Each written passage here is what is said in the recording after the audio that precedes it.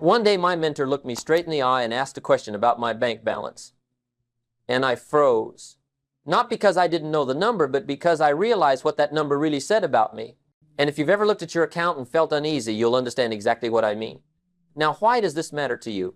Because the same shocking truth my mentor showed me about money is the same truth that decides your future. In this video, I'm going to show you how your bank balance reveals your habits, your mindset, and your philosophy about life, and more important, how to change it. If you've been working hard but still find yourself stuck, if your account never seems to grow, you're about to learn the missing piece. By the end of this session, you'll not only see why your money has been slipping through your fingers, you'll know how to turn the tide and build real wealth step by step, principle by principle. Think about it. How many times have you checked your bank account and felt frustration, even shame? You work hard, yet the numbers never seem to match your effort. You tell yourself next month will be better, but it isn't. And here's the hard truth: until you change what those numbers represent, your story won't change. Most people believe money problems are about income. They're not. They're about philosophy. That's what my mentor made me face. And once I faced it, everything began to shift. And if it worked for me, it can work for you. So in this video, I want to take you back to that moment, the day my mentor asked me about my bank balance and pulled me into a lesson that changed my life. We're going to walk through what that question really meant, why so many stay broke even when they work hard, and the simple shifts you can make that turn money into a tool for freedom instead of a constant source of stress. Along the way, I'll share the exact philosophies I learned, the ones that lifted me from being broke at 25 to becoming a millionaire by 31. And here's the surprise. It wasn't about luck, and it wasn't about working twice as hard. It was about changing the way I thought and the way I lived. Stay with me, because what you're about to hear might be the very question you've been avoiding and the answer you've been needing. Now let's step right into it. Here's something most people completely miss. Your bank balance isn't just about money.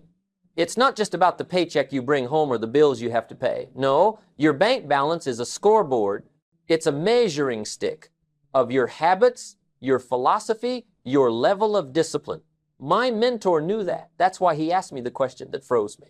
He wanted me to see that the number itself wasn't the issue. The issue was what that number revealed about me. Think about it. Numbers don't lie. Numbers don't make excuses. You can say you're working hard. You can say you're trying your best. You can tell yourself next year I'll be ahead, but the numbers are sitting there like a mirror, showing you exactly what you've done up to now. And when I had to look at mine, it was like staring at my own reflection and seeing the truth, not the truth I wanted, but the truth I needed. Let me tell you a little story. One of the most embarrassing days of my life was when a little Girl Scout knocked on my door. Sweet little girl, big brown eyes, holding out a box of cookies for $2. And you know what? I didn't have the $2. Can you imagine? A grown man, a father, couldn't come up with the price of a box of cookies. Now, I didn't tell her that. I lied. I told her we already had plenty of cookies in the house. But I knew the truth. I didn't have the money. And that day, I felt the shame of it. That was my bank balance screaming at me. Not about cookies, but about my philosophy, my lack of planning, my lack of discipline. See, money is neutral. It doesn't have feelings. It doesn't care if you're embarrassed. It doesn't care if you're sincere. It doesn't care how hard you say you're working. It just reflects what you've done. My mentor used to say, if you don't have a list of goals, I can guess your bank balance within a few $100s. And he was right, because the money follows the plan or the lack of one. Here's the point. Until you're willing to face the number and what it represents, you can't change it. You can't build wealth on excuses. You can't move forward while hiding from your own reflection. And I know that's not easy. I froze when my mentor asked me. But that freeze, that moment of truth was the beginning of change. And I want it to be the same for you. So let me challenge you right now. Don't run from your number. Don't dress it up. Don't sugarcoat it. Look at it straight on. Because the day you do that, the day you face it with honesty, that's the day the door opens to a new financial life. And here's the shocking part. It's not the size of your current balance that matters most. It's what you decide it means.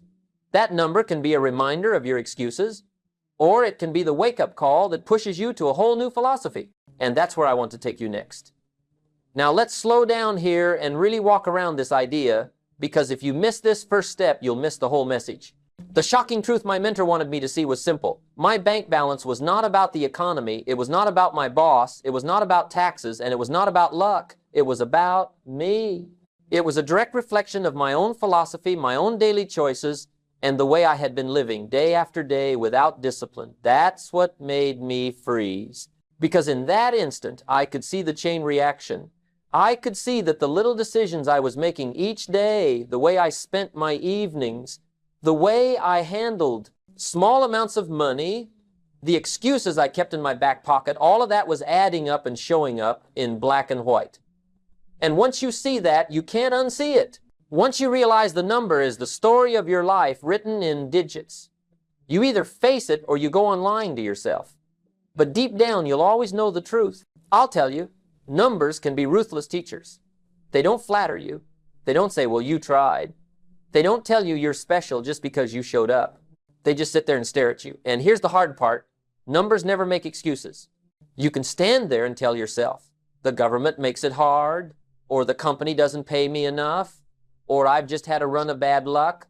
But the numbers will quietly say, this is what you've done with what you had.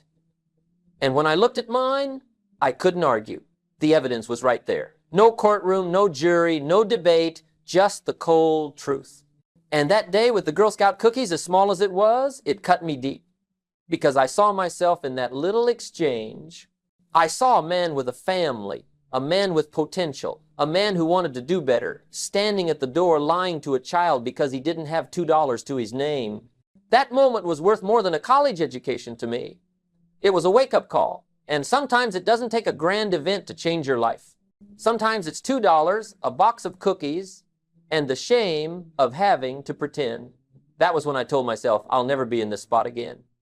I'll never have to lie because I can't afford $2. And more than that, I'll never ignore what my bank balance is trying to tell me. Let me ask you, when was the last time you looked at your account, not just to check the number, but to ask what it means? Not how much do I have, but what does this say about me? That's the real question. Because the money isn't the cause.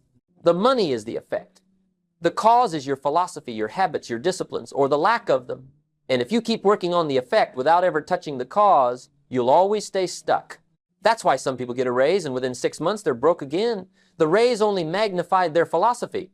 If their habits are poor, the new money disappears just as quickly as the old. The truth is, the bank balance follows the person. And the person is built by philosophy. So if you're broke today, don't panic. Don't beat yourself up. But do get honest. Do face it. Because until you do, nothing can change. My mentor knew that. That's why he asked me the question. He didn't want me to run from the truth. He wanted me to face it, because facing it is the beginning of change. And I'll tell you, the courage to look at that number and say, this is me right now. This is my philosophy in action. That's the day everything can turn. That's the day you stop lying, stop blaming, stop excusing, and start building. And once you begin building, life can change faster than you think. Because the marketplace will reward the person you become, not the person you used to be. So don't despise the number you see today. Don't let it define your future. Let it challenge you. Let it humble you. Let it become the evidence you need to shift your philosophy. Because here's the great news. If the number is the result of your philosophy, then when you change your philosophy, the number has to change too. That's the law. You can't change the cause and not get a different effect. That's the promise I discovered, and that's the promise I want you to hold on to. And this leads us to something most people never understand. They think money is the main issue, but money is only the shadow. The real issue is the source, the thinking, the beliefs, the philosophy behind it all. And once I learned that, once I understood that my mentor wasn't just asking me about dollars and cents, but about my very way of living, everything began to shift. That's what I want to show you next. Because until you see money as philosophy in disguise, you'll keep chasing the wrong thing. Here's what my mentor helped me understand next. And I want you to take this to heart, because it may be the very piece you've been missing. Your bank balance is not the starting point, it's the outcome. It's not the foundation, it's the roof. The foundation is your philosophy, the way you think about value, about time, about discipline, about opportunity. That's why he said, income seldom exceeds personal development. Think about that for a moment. Most people want more income. They say, if only I made a little more, I'd be set. If only the company paid me more. If only the government cut my taxes. If only the system gave me a break, I'd be fine. But here's the shocker. If your philosophy stays the same, more money won't save you. It will only magnify what you already are. That's why so many lottery winners end up broke again. Their income exceeded their development, so the money ran faster than they could think. Let me give you a picture. Life is like the sea, and we're all sailing on it. The winds blow on us all. The winds of change, the winds of opportunity, the winds of challenge, the winds of disappointment, they blow on everybody. Now, if the winds blow the same on us all, why do some end up on one shore with wealth and freedom, while others end up shipwrecked and broke? It's not the wind. It's the set of the sail. That's philosophy. One person sets their sail toward learning, toward discipline, toward value, and the same winds that sink another man's ship carry them to success. Another person sets their sail toward excuses, toward comfort, toward blame, and the same winds push them further from their dreams. That's the great secret. It's never the blowing of the wind. It's the set of the sail. And here's the part most folks never stop to examine. They keep asking for better winds. They hope the economy will change. They hope the company will change. They hope the world will somehow adjust itself to their needs. But the wise know better. The wise don't wait for the wind to change. They adjust the sail. That's what I had to do. My mentor didn't waste time talking to me about wages or markets or politics. He talked to me about me. He said, if you want things to change, you have to change. If you want things to get better, you have to get better. And I can't tell you how liberating that was once it sank in, because I realized the power was in my hands, not in the hands of the economy, not in the hands of the company, not in the hands of the government. It was in my philosophy. So let's make it practical. Two workers can sit in the same office, earn the same paycheck, live in the same town. One spends his evenings on the couch, drifting from show to show, scrolling from post to post, waiting for the weekend. The other spends his evenings reading, taking notes, studying something new, improving his skills, looking for ways to serve more and become more valuable. Now, they both look the same on the outside for a year. No big difference in month 1, no big difference in month 6. But 5 years later, their bank balances don't even belong in the same conversation. One has compounded ignorance, the other has compounded wisdom, and that gap didn't come from luck. It came from philosophy.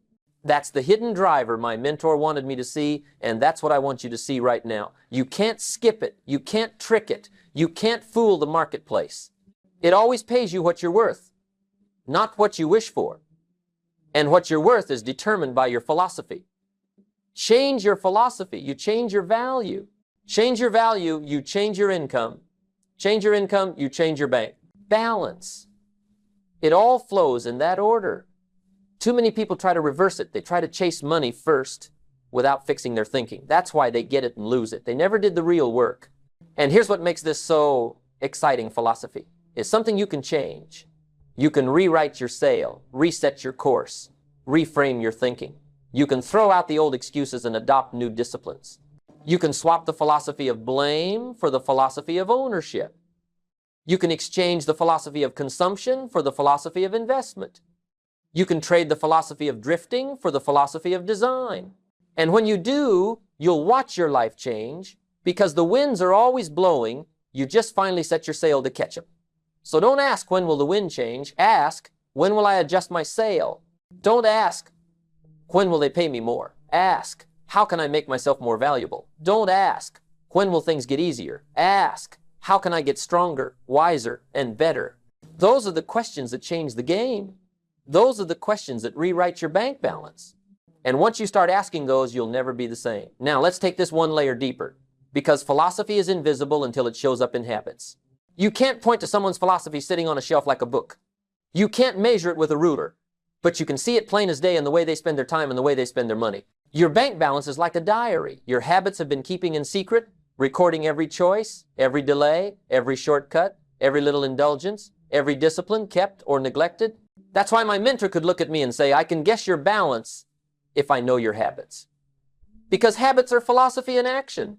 They are the daily proof of what you believe about value, about tomorrow, about yourself. And here's the sobering truth. You don't decide your future. You decide your habits, and your habits decide your future. Let's talk first about how you treat every single dollar, because every dollar is a seed. It can be planted to grow, or it can be eaten for comfort. And most people eat their seed. They get paid. And instead of asking, how can this grow, they ask, how fast can I spend it? That's why so many live paycheck to paycheck, always starting over. They never plant. They consume. They devour the seed that could have become a harvest. And the harvest never comes. Not because they didn't have seed, but because they didn't sow it. That's the law of sowing and reaping. It works in the field, it works in relationships, and it works in money. If you eat all your seed come harvest time, you'll have nothing but regret. And this is where discipline comes in. You see, the bank balance is always telling you which pain you've chosen, the pain of discipline or the pain of regret. Discipline weighs ounces, regret weighs tons. That's a fact I learned the hard way. It's easier in the moment to skip saving, to skip studying, to skip improving because it doesn't hurt right away. The consequences are delayed. But years later, you look up and the weight of regret crushes you. On the other hand, when you take on the small pains of discipline, the little sacrifices, the consistent saving, the late night studying, the deliberate choices, your balance sheet slowly fills with evidence of your consistency. And one day you look up and realize those small disciplines have compounded into something big. The marketplace trusts you more, opportunities find you, and your money begins to work for you instead of against you. But here's where most people lose it. They spend major time on minor things. They leak away their potential, not in one grand mistake, but in thousands of tiny choices. An hour wasted here, another hour wasted there, year after year, and time, like money, has a way of recording itself. The one who spends an hour a day on television and another on idle distraction ends up with a balance that reflects wasted hours.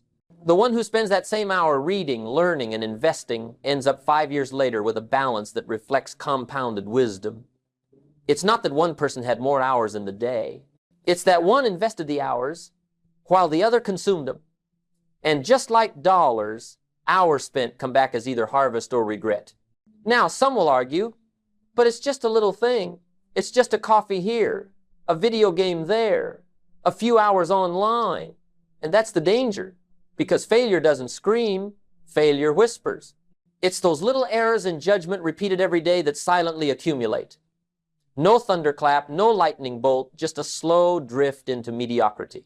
Success works the same way. Small disciplines, repeated daily, compounded over years. Neither success nor failure is a single dramatic event. They're both the sum of what you did with your habits. And when you finally see your bank balance after years of drifting, you realize that every small choice left its mark. So ask yourself, what does your balance reveal about your habits?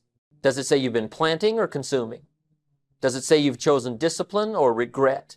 Does it show that you've invested major time in major things, or that you've squandered it on what doesn't matter?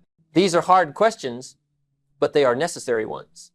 Because if you want to change your balance, you don't start with money, you start with habits. You start with how you treat the little seed in your hand today. And here's the good news. You can change your habits.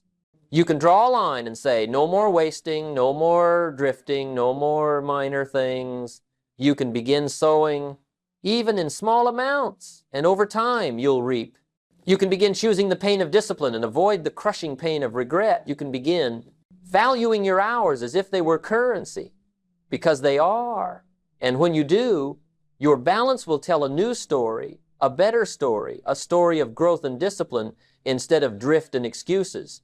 That's what my mentor wanted me to understand, that I could choose. I wasn't trapped. I wasn't doomed by my past. I wasn't limited to what the winds gave me. I could reset my sail, build new habits, and turn my balance into evidence of a new philosophy. And once I saw that, I never looked at money or at myself the same way again. Now, let me take you into one of the biggest turning points of my entire life, because if you don't catch this next idea, you'll carry the same excuse-making disease that keeps most people broke and bitter. I was 25, broke, behind on promises, out of money, and out of options. And I had a long list of reasons why. I blamed the economy. I blamed taxes. I blamed the government. I blamed the company I worked for. I blamed the system. I blamed my circumstances. And the list got longer every year. One day, my mentor looked at me and said something that cut right through all of that fog. He said, Jim, if you want to fix your life, take out a sheet of paper, write down every excuse you've ever used for why you're not where you want to be. Write them all down. And when you're done, tear it to shreds. Then take a new sheet of paper and write one word, me.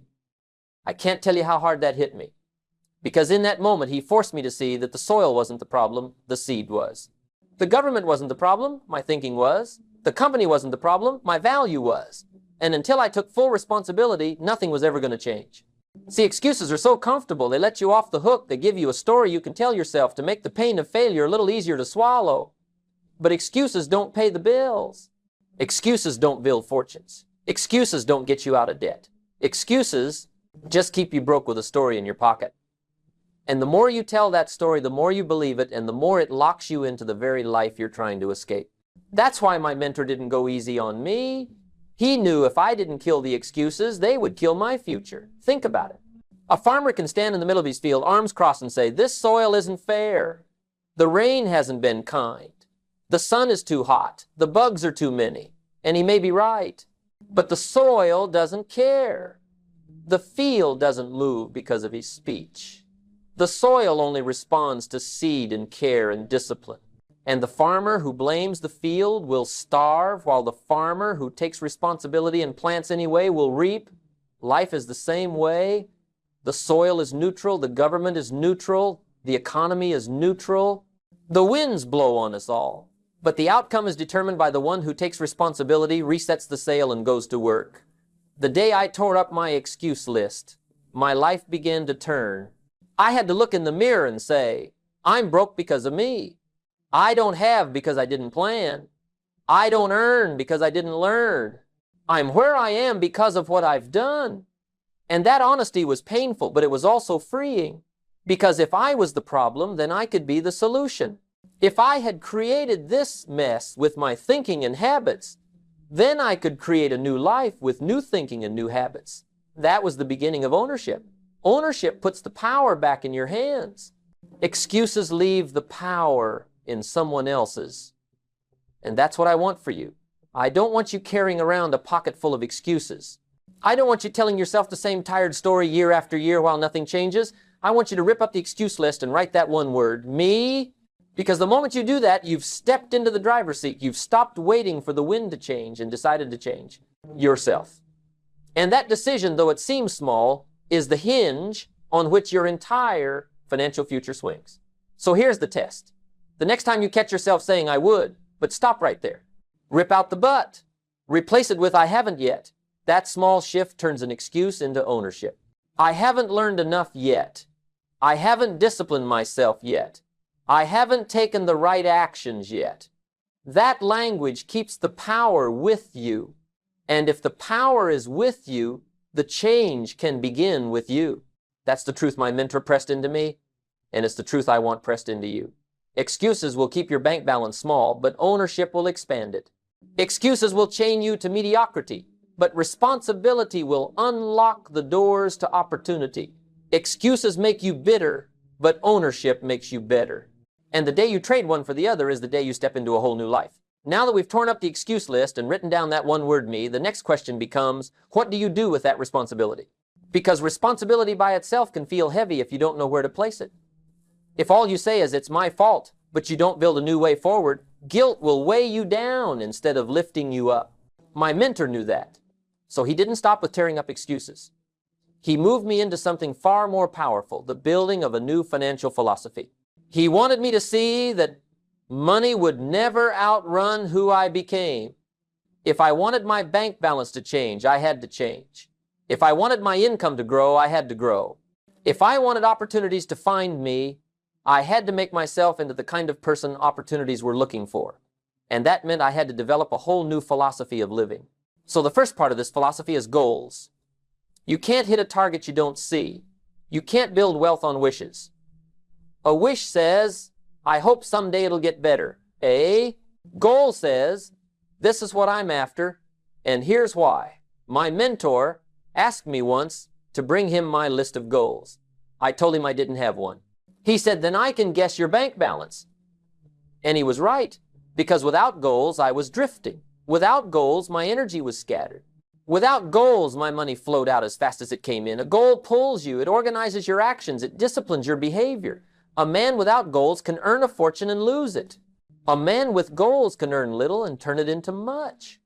The secret is that the size of your goals shapes the size of your life. And if you want your bank balance to grow, you must first expand your vision. The second part of this philosophy is knowledge. My mentor told me, formal education will make you a living, but self-education will make you a fortune. That line struck me like lightning, because up to that point, I thought learning ended when school ended. But he showed me that the marketplace doesn't pay you for time, it pays you for value. And value is tied to what you know and what you can do. The person who learns more, sees more, understands more, and applies more becomes more valuable. And the marketplace rewards that value. Think of it like a ladder. On one rung, there are people earning $5 an hour. On another rung, there are people earning $50 an hour. Keep climbing and you'll find people earning $500 an hour. Now, the ladder is the same for everyone. The question is, which rung do you stand on? And the answer isn't luck and it isn't fairness, it's value. The more valuable you make yourself, the higher up the ladder you climb. And value comes from self-education. The third part of this philosophy is associations. One of the great truths of life is that we become the average of the 5 people we spend the most time with. Spend time with complainers, and soon you'll complain. Spend time with drifters, and soon you'll drift. Spend time with achievers, and soon you'll achieve. My mentor told me to look carefully at my friends, my associates, my circle, because they were shaping me more than I realized. And he was right.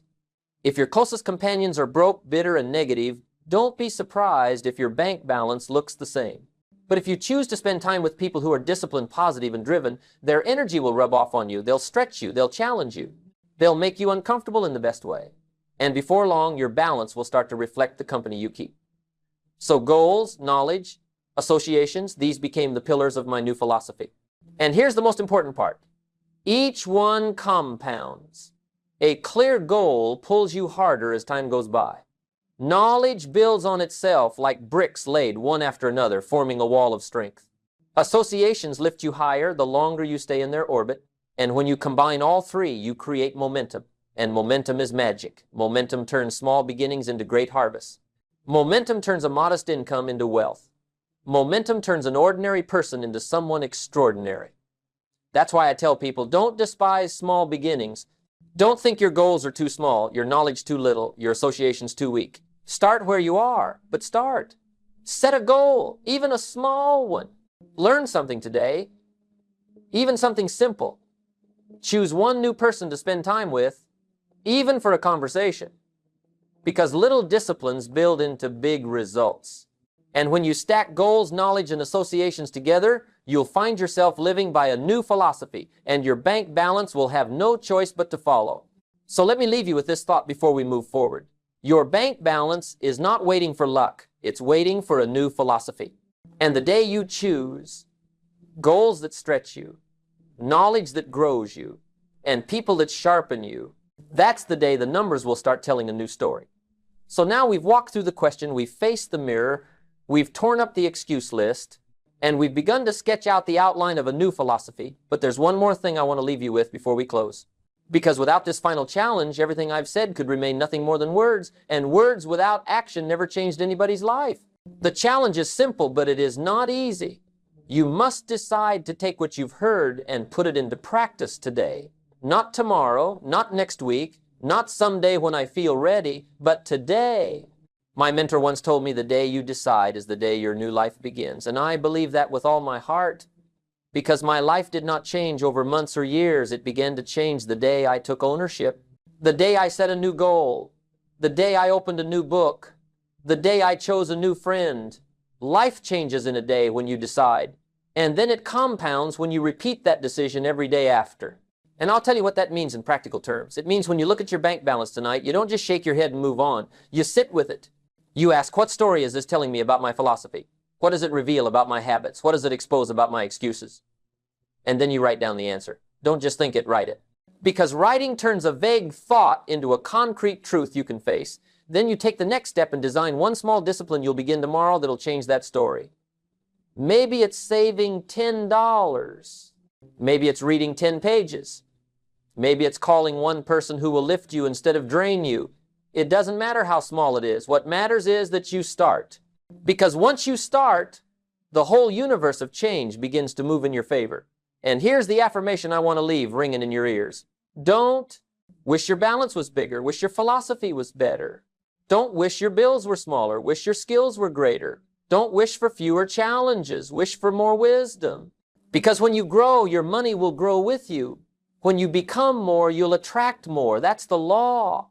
Success is not pursued, it's attracted by the person you become. That's why I can say with confidence that your future is not written in your balance today. It's written in your philosophy. Change that, and everything else will change. So here's my call to action for you. Don't just close this video and move on to the next distraction. Click into the next lesson I've prepared, because in it I'm going to show you why most people work hard all their lives and still end up broke. And let me tell you, it's not what you think. It's not laziness. It's not even lack of opportunity. It's a hidden trap that almost nobody sees until it's too late. If the question about your bank balance shook you, the next truth will shake you even more, because it will explain the cycle that keeps good, hard-working people poor, while others with the same opportunities build wealth. And once you see it, you'll never fall for it again. So take this challenge. Face your number. Own your story. Rewrite your philosophy. And then join me in the next lesson. Because the path doesn't end here. This is only the beginning of a new journey. One where you stop drifting and start designing. Where you stop wishing and start becoming. Where you stop excusing and start owning. And when you do, you'll discover the same thing I did, that a single shocking question about your bank balance can be the day that turns your whole life around.